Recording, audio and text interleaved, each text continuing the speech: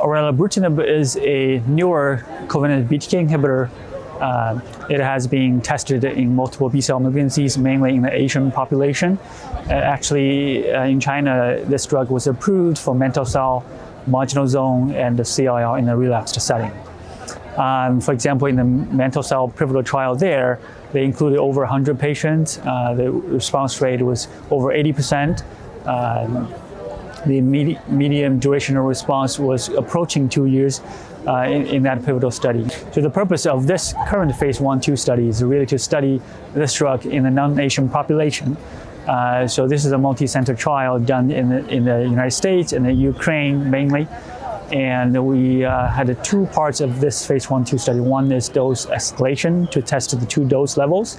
And then there's a dose expansion part testing different disease pathology. So this abstract we're presenting at this meeting is to look at the data in mantle cell lymphoma, specifically combining patients from part 1 and part 2 who received the recommended phase 2 dose. So we had a total of 43 patients with relapsed mantle cell lymphoma, and the dosing in this study was 150 milligram daily. And with this current follow-up, the response rate is again over 80%, matching that seen in the Asian population. The CR rate is also very high, also matching that in the Asian population. In terms of duration of response, it has not been reached at this time. The continued response at 2 years is well over 60 to 70%. The overall progression-free survival, the median is not reached either, and at 2 years, the rate is again in the 60 to 70 range, close to the 70. And then in terms of median overall survival, at 3 years, it's above 70%. So these efficacy data really mirrors what we saw in the Asian population, and maybe numerically slightly better than prior BTK inhibitors, although this is a cross-trial comparison. In terms of safety, it's really very favorable in our experience, having used all these covalent BTK inhibitors, including this one in the trial setting.